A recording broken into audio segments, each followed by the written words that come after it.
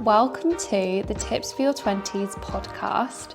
My name's Becca and I'm really excited to be coming on a podcast journey with you, whoever is listening. And to kick off today's podcast, we are talking about everything to do with relationships. Now, I was really excited to have this as my first podcast episode, as one of the things that you go through in your 20s are people coming and going out of your life, whether that's from high school friends to romantic relationships. It's a really hard time with heartbreak and understanding who you want to have in your life and surround yourself with. So I am welcoming the wonderful Charleen, who is an early years marriage coach. So she knows a lot about sorting relationships that are already struggling, getting into relationships, and just what we can do to ensure that our relationships can succeed. So in this episode today, we're going to be talking about all of those things, along with some ideas on date night,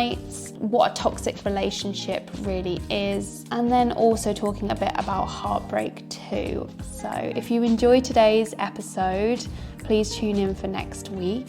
You can subscribe, visit on Instagram, but for now, enjoy and welcome Charleen. Hello and welcome Charleen. Thank you so much for having me. You're very welcome. Thank you for being part of the Tips for Your 20s podcast.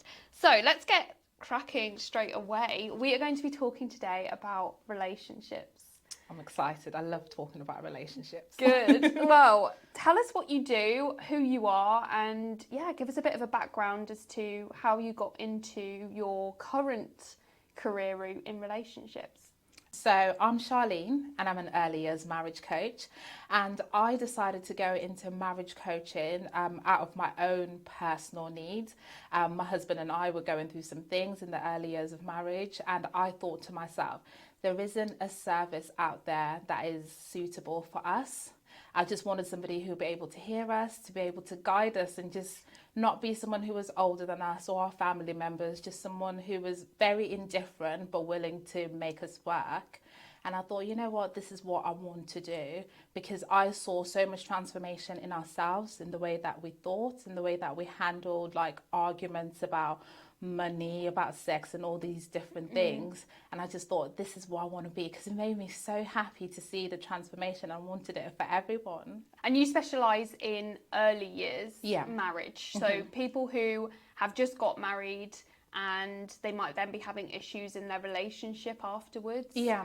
And I think like within the early years, there's a lot of change that happens. So people either get new jobs, or they buy a house, or they start having a family, and all these life transition need managing well, because it is a shock to the system. Like understanding that the idea of children and actually having children is very different. Or the idea of now living with somebody 24/7, because some people weren't even living together prior to getting married. Absolutely, yeah. And then just managing like, how do we live together? How do we manage our own different quirks and schedules and timetables? And that can take a lot of like getting used to as well. Definitely. I thought that this would be a great conversation to have, as I know that anybody in their 20s, that might be a time where you start looking at getting married, and generally just about relationships, because so many things that happen after you get married can also be applicable at any time throughout your relationship. Some people don't want to get married at all, but the same issues still might come up. Yeah, definitely. So I thought it'd be a really great conversation to have. So yeah, again, thank you so much for being here. I'm glad to be here. Fantastic. So I thought we'd start in a bit of a chronological order of a relationship. So we're going to talk about starting a relationship first.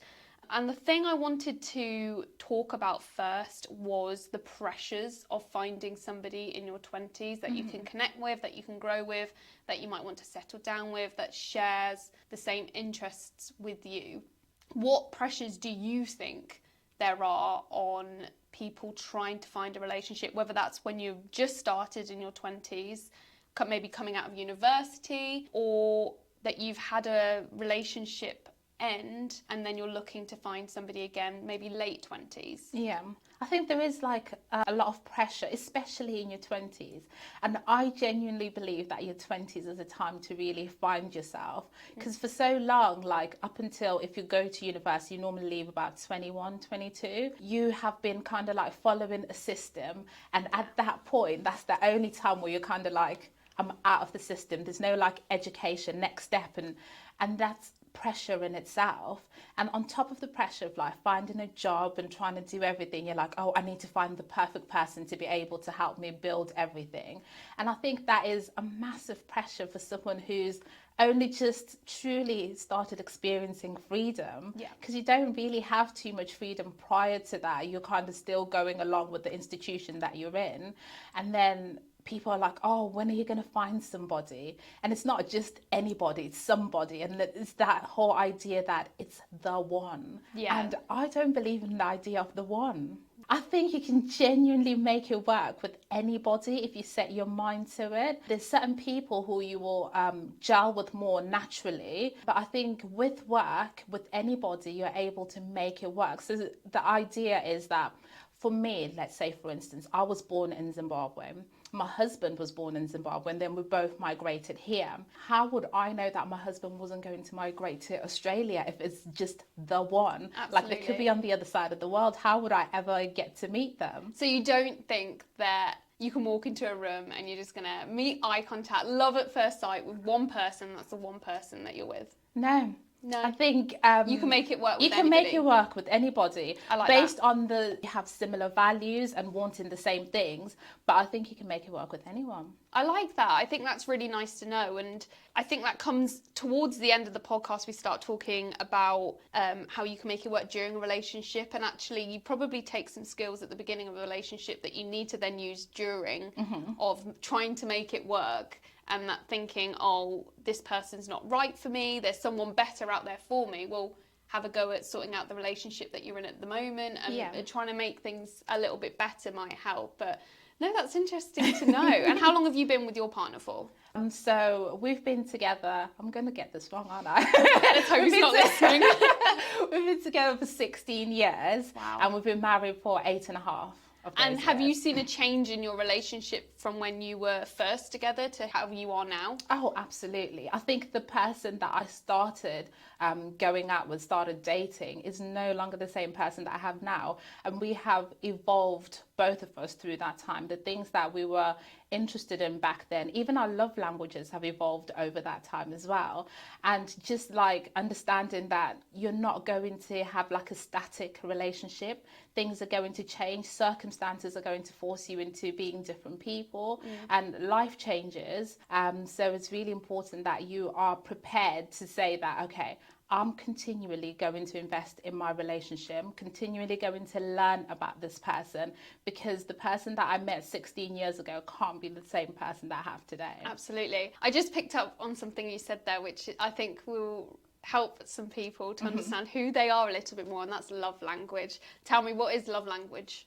So love languages, there's 5 of them according to Gary Chapman, and it's the idea of the way that we love people and the way that we receive love is different. So what could work for yourself, for instance, might be different for me. So for me, I think my love language is acts of service. Okay. And with acts of service, you like people doing things for you. So when someone like does something nice for you, it feels great, and you just feel completely loved. And the other ones are physical touch, words of affirmation, gift giving. Which one haven't I said? Did I say 5? Not 100% sure on that one. Yeah. I think because I've been doing a little bit of research into this, I think I come into a couple of those, but I'm definitely a words of affirmation girl. I love sort of like the words that as that sort of love language. Yeah. And I think I'm just so chatty that you can talk to me for ages, and that means that that's how I communicate with people. But yeah, it's interesting to see, and I think people can really learn a lot about themselves by looking into their love language too, to see how they can be responding to their partner and how their partner wants them to respond to them, and what they can be doing. So we've touched on the sort of pressures of finding somebody new, but also when you start a relationship, once you're over that sort of feeling of, okay, I want to find somebody, how can I find them? how in this day and age can people find somebody? I feel like our parents made it sound easy. Yeah. They literally just walked into the pub and then saw someone. Exactly. Or they were, and I think, especially like during the pandemic, I can only imagine how difficult it was because people weren't going around. So there had to be a lot of reliance on online stuff.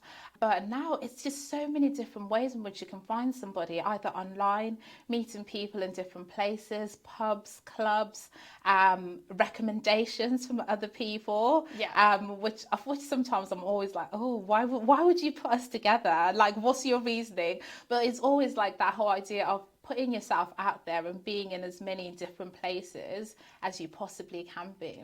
Absolutely. I think there's a lot of stigmas around online dating. Mm-hmm. When I was in university and I was single for a period of time, everybody was on Tinder, and I went on Tinder too, and you'd have your profile, and it actually turned into a little bit of a joke. Mm-hmm. And that nobody even took it seriously. No one thought you could actually find somebody on Tinder. What do you think to that? Do you think you should feel ashamed for being on Tinder, or if you're on any of those dating websites too, should you feel sort of embarrassed by being online? I don't think you should at all, because the world is evolving, and like I said, your soulmate or the person that you click with could be on the other side of the world or on the other side of the country. You wouldn't naturally just bump into them. So just putting yourself out there is a great way to meet new people, and it's the way that the world is now. The technology has moved on. It's crazy. People don't talk to strangers as much as they used to before, because most of the time when we're out, we're probably on our phone and doing other things, so you don't get that moment where you're locking eyes with a stranger and all this stuff. It's that would like in a movie. Yes. Yeah. Just look up and lock eyes. So that's the way that the world is now. So it's a great way to meet people, and then obviously once you've met online, then you can physically meet and then progress your relationship, because there's obviously that whole thing that catfish, there's the whole program about people being catfished where they're in relationships with people for like 5-6 Tinder years. swindler. Oh, did you see that? That was something. Honestly, I was like, oh my goodness, I didn't even realize things like this could happen. But when you're watching it from the outside, you're thinking, how could you be so silly? Absolutely. But when you're in it, you don't see the things that other people will be able to see. Absolutely. And I think going back as well onto that point of sort of thinking you're going to walk into a room and lock eyes with someone. One of the reasons I think as to why people don't find the person that they want is because they've set such high expectations, thinking that it's going to be like in a movie that they've seen, or they're going to expect so much out of this one person, so then they don't find somebody because they've gone, no, that one thing has really put me off. On Tinder, they wrote down one word which I didn't like, so then no, that's it, I'm ending.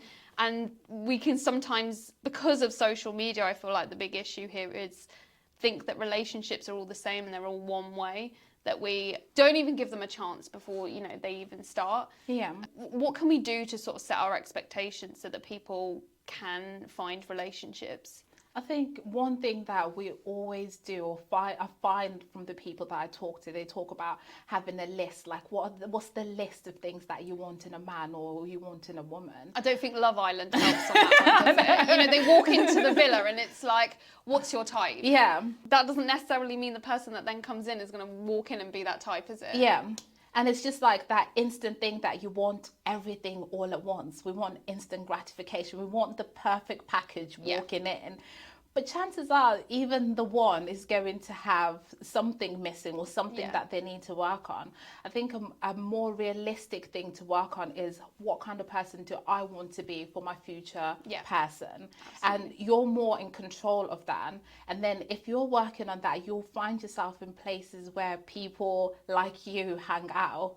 So if you're like yourself, like a runner, you probably want somebody who's active and stuff, and you go out to those kinds of places. Absolutely. And you're more likely to find people who are thinking the same things or wanting the same life goals with you. So rather than you creating this whole idea of the perfect person, you become the kind of person like, okay, what am I going to take to the table? Yeah. Like, what am I going to provide in that relationship? And I think that's a more easier way to look for love. Yeah.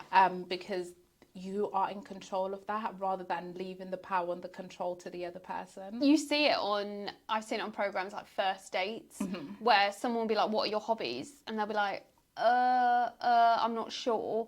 And you sort of think, well, you haven't worked on yourself. You don't know what you like, what you dislike. So how are you expecting to match with somebody else if you can't sort of find yourself first and what you want out of a partner? I think it's really interesting. And I also think that we get, and I'm guilty of this, but I throw around the word ick so much. I'm like, that gives me the ick. We were talking about this and my sisters were like, oh, you know what? Someone dancing on TikTok gives me the ick. Literally. I'm like, but you haven't even given them a chance. You don't know 100%. who they are. And that's such an issue, isn't it? Because I mean, everything gives me the ick at the moment. And it's such a trend, I'm going to say trend, that everything gives you the ick, that we're so easily like, no, that's not for me. Yeah. Without giving something the chance. And it's not really fair, is it? We're not doing ourselves justice. And then how are you meant to find a person that you want to be with in a relationship if we're going, no, they've given me the ick? Yeah, we write things off really quickly. We just want everything so perfectly packaged. Perfect. And sometimes I think, like, in our heads we think we know what we want, but in reality it's probably not what we need. No. And you end up with something that you want and then you're like, oh, actually it's not even that great after all. It seemed good on paper. Like, sometimes having like a super good looking person or someone who's like a gym rat or whatever sounds appealing, but then waking up at silly o'clock in the morning to go to the gym and eating like really strict diet is like, okay, maybe that might not appeal to you. Yeah, you have to know what you're getting yourself into. Absolutely. That actually brings me on to my next question, which is all about red flags and what should we be looking out for as a red flag before getting into a relationship with someone? That's a really good question. And with the red flags, I feel like sometimes there's obvious ones, like really screaming red flags, and we sometimes bypass them because something else about them is really good. Yeah. But some major red flags is the way that you communicate. Like, how do you handle it when you're disagreeing with each other? Are you going to talk to each other respectfully still? Are you actually still going to listen to the other person, or are you going to shut them down? I think that's a great indicator of how things will be later on in the relationship as well, because people don't tend to veer off too much from who they truly are. Should we be having arguments before we've even got into a relationship? Do you think that's healthy? Do you think people should be having disagreements? I think disagreements are not a bad thing at all. Yeah. I think it's an opportunity for growth. It just shows that you see the world differently, and that's not necessarily a bad thing.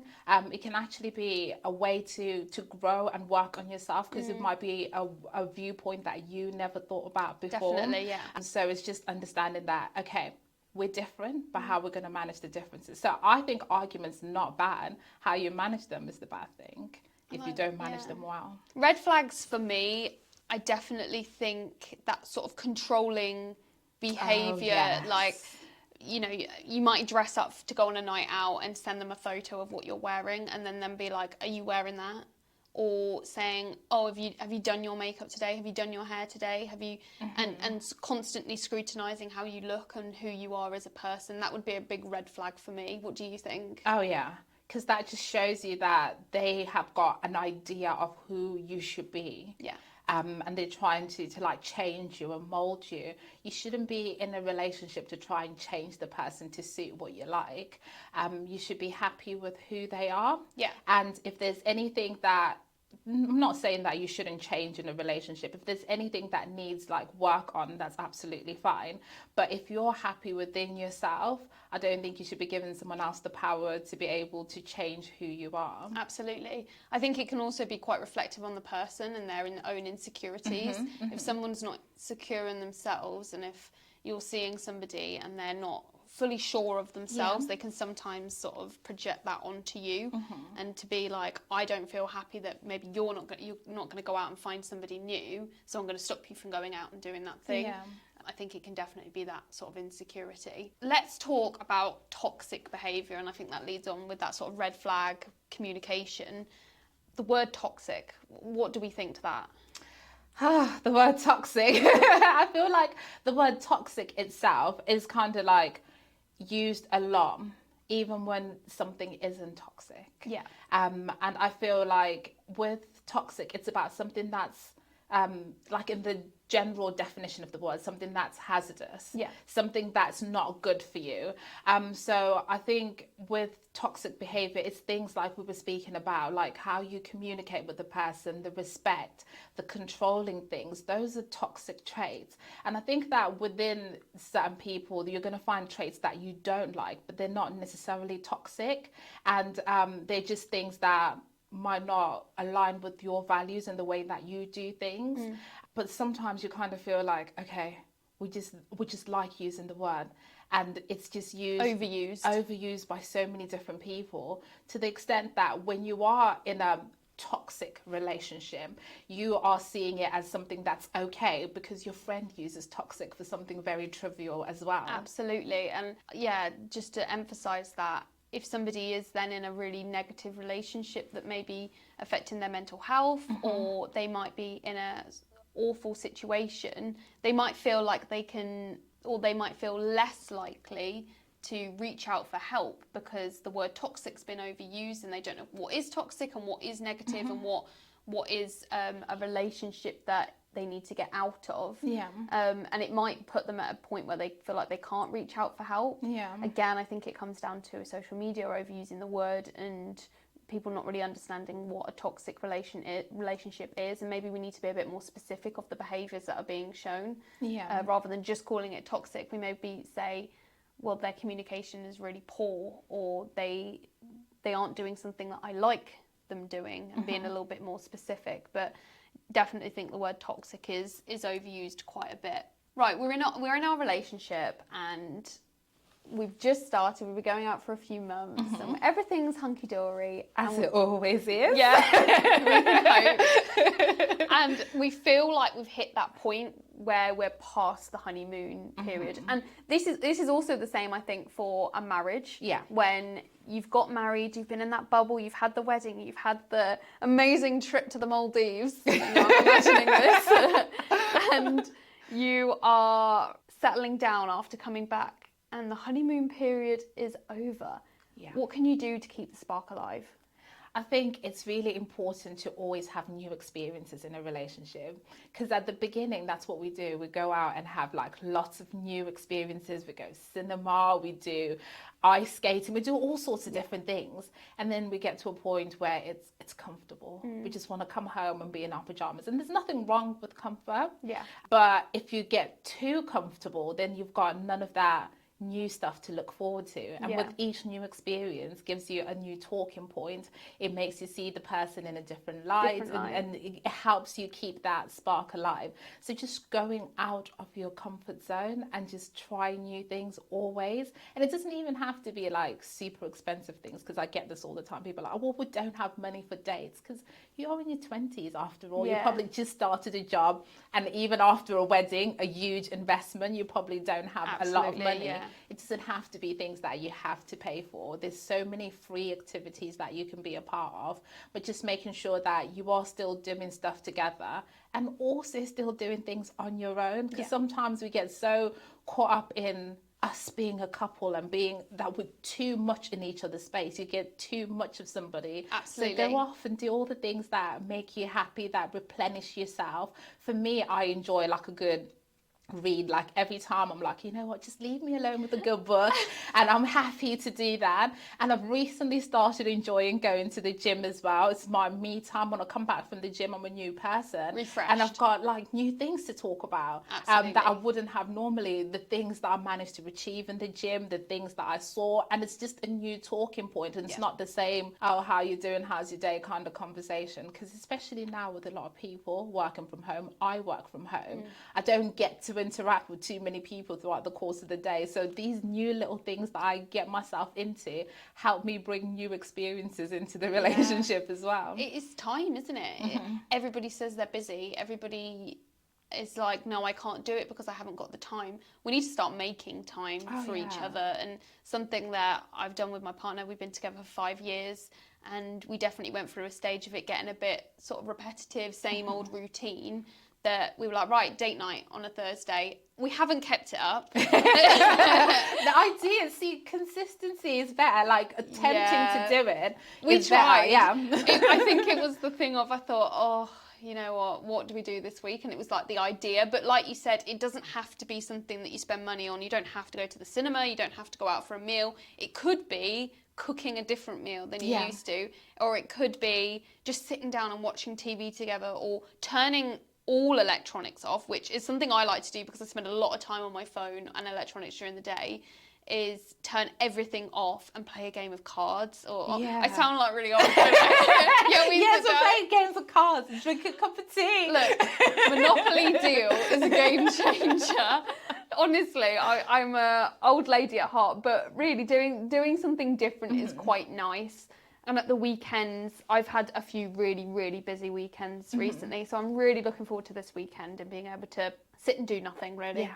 And be together and just chill out. And I think you have to value that time that you have together, when during the week you might have such busy schedules, when one of you might work 9 till 5 and the other one might do night shifts. What time do you have together? Yeah. And then making the most of that so that you feel not pressured, but so that you do things that you enjoy, because you don't want to put so much pressure onto that Saturday that you're going to spend that time together, and then you sit there and you both look at each other like, what did we talk about? Well, yeah, who is this person? Literally, I've been in that situation where you've spent too much time together. You might just be on holiday and you both stare at each other like, what's there to talk? I've had too much of you now. That is where Monopoly Deal comes out. I'm telling you now. That's a great way to kind of break that, like, okay, what do we have to talk about? Because sometimes just sitting in each other's presence is enough. Yeah. And what you said, like, about the whole dates, like, oh, what do we do this time? We've done dinner, we've done movies. One idea that we started implementing, we're not great at this, by the way. We've just started doing it. You're working on it. We're working on it. We're work in progress. Is doing like a date jar. And in that date jar, you put like all the different date ideas you'd want to do, and they're color coded, like cheap dates or free dates or more extravagant dates. I like that. And depending on your budget that week or that fortnight or however often you date, you pick out, and you don't. It saves you having to think of something to do every week. And it gives you that whole sense of, oh, it's something exciting, something new, isn't it? And think outside the box. Think of things you'd never do. The internet is a great place to get, to get ideas. If there was one date you were to put in right now into your date jar, what would it be? Something that you really would think, yeah, I want to do that. See, I've recently just seen there was an idea of having a picnic on an alpaca farm, and you're literally like sitting there and you get your prosecco and afternoon tea, and I think that is awesome. Oh, that's like lovely. It's something so different, something that I wouldn't ever think of doing. I was looking at it. They only do like summer dates for obvious reasons because you're outside. So I'm like, oh, should we try this? Oh, that would be so nice, though. I've actually seen a lot of people with alpacas on my socials, and I'm like, not sure. They do look quite cute and fluffy, but see, I'm not an animal person at all. Like, I literally cannot be around animals. They terrify me. I've never had a pair. And so this is me literally pushing myself out of my comfort zone. I'm like, to go for your alpaca farm. I like Prosecco, so at least, if anything, I'll drink all the Prosecco and forget that they're even there. I love that. I think I like the idea of going on a hot air balloon ride. Yeah. My partner doesn't like heights, but I feel like I could probably convince him to go on it. I just think, sun coming up or sun setting, I don't know which one I prefer, in a hot air balloon, just being at peace. And like I said, no electronics, and just being able to see everything. Although I have heard horror stories. No, this one would be a great one. That does sound really good. Yeah. Especially if you're overlooking somewhere really nice. Beautiful. And, So that would be my date idea. Okay, so we're in a relationship. We've done our honeymoon period. How can we stop comparing our relationship to somebody else's? Someone else is getting married and then you suddenly feel the urge to get married. Or somebody else is having a baby and you're like, oh my gosh, should I be having a baby? I'm maybe like a couple of years older than them. Like, what is happening when we're comparing ourselves to other people? I think social media has made it very easy to compare yourself to other people. But like you said, what is happening when we're comparing ourselves to other people is we are no longer looking at what we have, we're looking for what we don't have. Yeah. So when you're comparing, like, oh, I wish I had that, you forget about all the good things that are happening in your own relationship, and you start focusing on the things that you don't have. And then that could put you in quite a negative space. A way to overcome that is literally at the beginning of the year or the beginning of the quarter, however often you do it, is sit down and create the goals for your relationship. So what is it that we want to achieve? What is it that makes us happy? Where are we trying to go? Yeah. And if you know where you're trying to go and what you're trying to achieve, then you're not too like straying away and looking at all, because everyone else is always having a good time. Yeah. Let me tell you this, no one puts their bad times on social media. They don't, no. Everyone's putting their best foot forward, the bits that, and it literally could be just like a 10-minute thing that they did, and the rest of the day was miserable. You don't know the context of what was going on that particular day, or what was like. Sometimes I'll say this openly, I will take a picture in my bedroom and I'll choose the corner that looks amazing. You cannot see the disaster that is going on the other side of it, and that is literally what is happening. And we're finding ourselves like comparing ourselves to someone's highlight reel. Let's go on to ending a relationship. Let's have a chat about it. Heartbreak. What is heartbreak? I think heartbreak is just at the end of something. You feel like you had a good thing going and you didn't want it to end, and it has to end for whatever reason. And that is something that takes a lot, and it requires you to be able to be like strong enough to get through it. I wouldn't say personally I've experienced heartbreak in the sense of the ending of a relationship, in that sense, like a romantic relationship, but I've had like friendships end, and that was quite heartbreaking. Do you think, because I've heard it multiple times when somebody says, oh, well, I didn't see it coming, they didn't send any signs. Do you think that's true? Do you think that people are just sort of blind to some of the things, or do you think that somebody could just turn around one day and be like, no, I'm over?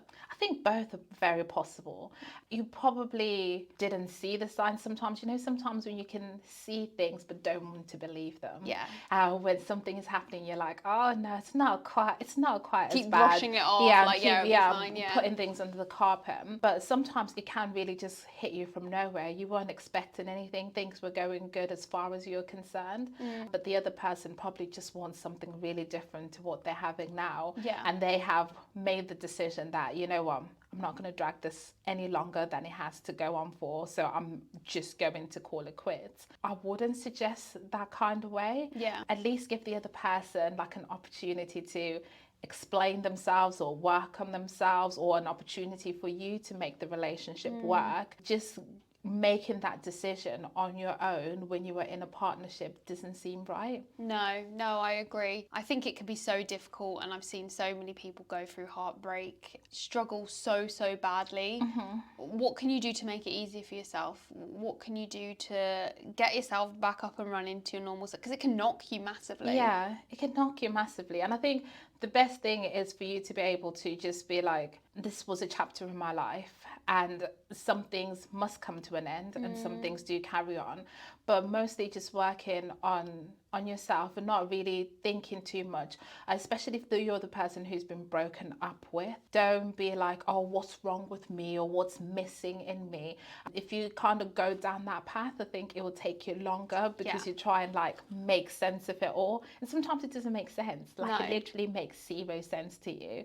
Just understanding that this is done, but I'm going to take small steps every day. It doesn't have to be like one massive thing where I wake up tomorrow and I'm great. Just one little step every day. If it's just like, today I'm putting on my makeup, or today I'm going out with friends, or whatever, just small little steps, and you'll get to be yourself again. And don't be too harsh on yourself. I think sometimes you always want it to happen instantly, because heartbreak is a little bit like going through grief, isn't it? Because you're like, the grief of your relationship. And with grief, you give yourself time. You give yourself time to heal, and you allow yourself to feel the pain, because sometimes you just want to be like, I want to be just done with it. But feel the pain. Especially when that person has gone from being in your life 24/7, you Yeah. spent every moment with them, to suddenly they're somewhere completely different, you don't know what they're doing. You might still have feelings for them and be concerned for them and their sort of health, their safety, and it can be hard to let go of that. Yeah. But like you say, I really like that, working on yourself first and taking little step forwards. Do you think it can also be hard on the person who might be breaking up with someone? I feel like that can be quite like a touchy subject sometimes. Yeah. And people are like, no, they've made the Yeah. decision, they've eaten their cake, that sort of thing. Do you think it can be hard on somebody if you've been the one to break up with the other person? I think it can be really hard on them too, because I think with a lot of especially that, it's a life-changing decision, isn't it? With life-changing decisions, we don't make them lightly. Well, not most of the time anyway, but you would have kind of gone through the process like, okay, I'm no longer seeing the vision, the same person as this person. I don't see this relationship working. I don't see us getting to where I want to get to. So for the time that they were in my life, it was good, but I'm going to have to just put an end to this, because I don't want to either do something that's going to hurt them, or if somebody's moving on, I don't want to start a new relationship while I'm with this person as well, because I found something better that I would think is more what I want.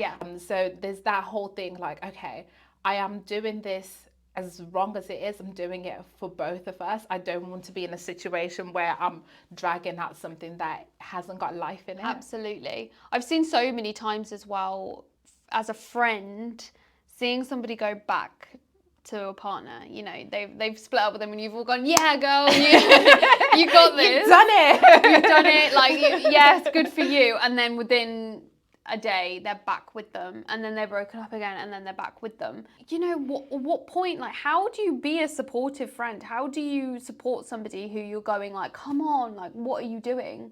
And I think when you're in it, when you're in the relationship, sometimes it's really hard to see what everyone else is seeing, because they're from the outside looking in. While you're in it, there's so many things around you that you cannot see.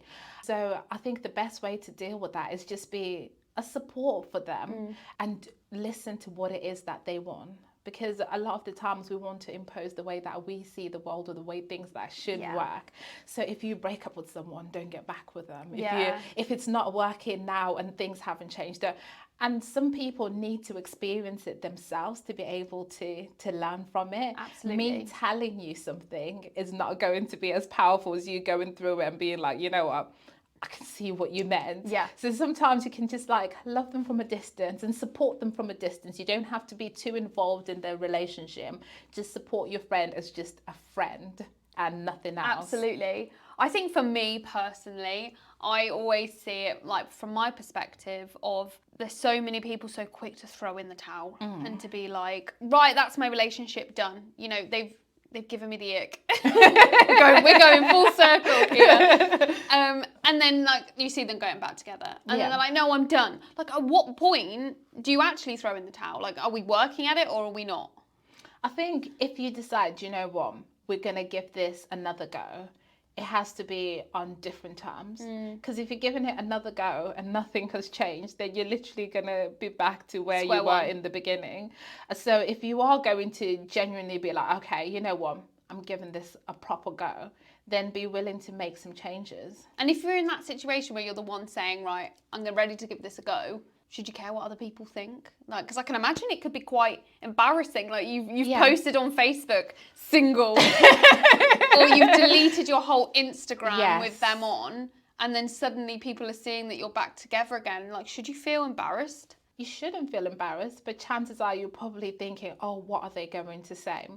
I always say, when something like that happens, when you've broken up with somebody, give yourself a couple of days or something to just really process and make sure that's what, before saying to the whole world, men are trash. and all this stuff, because sometimes we do act out of high emotion. Yeah. We're really hurt and we haven't like really thought it through. And then when you sit down, you're like, actually, I really still want to be with that person. Absolutely. But you've already told the whole world that they're trash and Yeah. you've deleted all your photos, and then you feel like you have to explain yourself. But with a lot of things, like, you don't have to explain yourself. It's just this idea that it's like when I'm like, oh, I can't make it out, because you don't have to give a reason. Yeah. Like, you literally don't have to explain yourself to anybody. And I think that idea of what will other people think either keeps us in a relationship that we don't want to be in, or it stops us from going back to something that we genuinely think, oh, you know what, I made a mistake, because you're too worried about everyone else and their thoughts.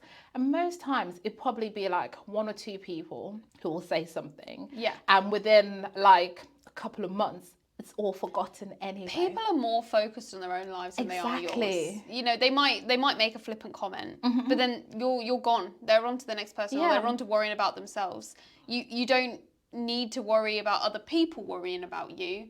You focus more attention on yourself and doing what you want to do. And if you find yourself surrounded by people who are always talking about other people, then you're probably in the wrong circle of friends. It's boring, isn't it? It's so boring. Right, I think that leads me to my last question for you. Oh my gosh, it's coming to an end. I know. We've been on a whirlwind of relationships. I feel like for anybody listening, a bit of tangible advice that they can take away with them. So my question for you is, what one piece of advice would you give to somebody in their 20s who is feeling the pressures of getting into a relationship? Oh, that's a really good question. One piece of advice: work on yourself. I think that is the most important thing that you could ever do. Work on yourself, your happiness, the things that fill you up, so you bring a whole person to the relationship. A lot of the times people kind of go in like an empty cup into a relationship and hoping to be filled by the other person. So they make me happy and they do this for me and all this, and they're seeking validation from the other person. But if you go in confident about who you are, where you want to go, you won't require so much from your spouse. So two healthy individuals in a relationship makes a healthy relationship. So if you're working on yourself and doing all the things that make you fulfilled, I think that's the best thing that you could do. And I understand this social pressure. And don't get me wrong, like, I could tell you just don't even listen to it and it will just work out fine. Yes, you are going to succumb to it at some point, but don't let it define you. Feel what you got to feel and then keep it moving, because you know what it is that you want. There's pressures for at every single stage of life, whether you've just kind of started a new job or gotten married, because as soon as people get married, they're like, oh, when are the babies coming? I know. Oh, and all this Everyone's stuff. asking. There's always, people always want to know the next step, but you take things at your own pace and be defining your own path, because not everyone follows the same path. You might find your happily ever after or your person at 35. You might not even be in your 20s, and that's okay too. It's just that you're on a different path and you're figuring yourself out. You're figuring yourself out. I love that message to end on, everybody being on their own path, and don't feel the pressure that you need to get married. Don't feel the pressure that you have to have children. If you don't want to do those things, that's also really, really fine. And having people around you that respect that is also really important too. You choose your circle, you choose who you follow, you choose your community that you're in. And if people aren't happy with the fact that you're doing things at your own pace, then you probably need to have a look at who you've got in your bubble, in your circle. Because everybody's on a different road, and setting these expectations that you have to do things by certain ages, it's only going to hurt you, it's only going to make you feel worse, and it's only going to make it not very special when you get to that point, because you've planned it. You already know what's happening. So I really like that, working on yourself. And having personally been in relationships in the past where I've relied on my partner a lot, I personally am learning to have a lot more resilience on my own and independence on my own to do things before then sharing that with my partner, so that then it's a better experience, and you have your own intrinsic self-achievement as well.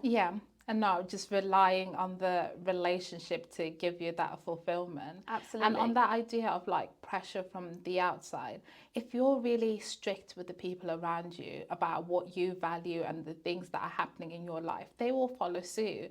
So let's say, for instance, if you're a vegan and you're obviously a vegan all the time, none of your friends are going to try and feed you meat. They're not going to pressure you into eating meat because they know that's who you are and you stand your truth. Yeah. So if you stand your truth about, I'm happy right now doing exactly what I'm doing, no one will force you to do things that are outside of that. So being really clear. Yeah, clear. Your boundaries, who Yes. you are, is so important. I love that, Charleen. Thank you so much for coming on today's podcast. Thank you for having me. I've enjoyed every minute of it, honestly. I'm so glad. I've really enjoyed this conversation. I'll link all of your socials where people can find you if they want to find out more. Yeah. If anybody is struggling in their relationship and the beginning of their marriage as well. You are a coach. That's what you specialise Yes. in. And no, I've really enjoyed our conversation. And Thank you so much. If anybody would like to listen in to the next episode, then you're more than welcome to. I'd appreciate subscribing. And like I said, check out Charleen. She really is amazing. Thank you.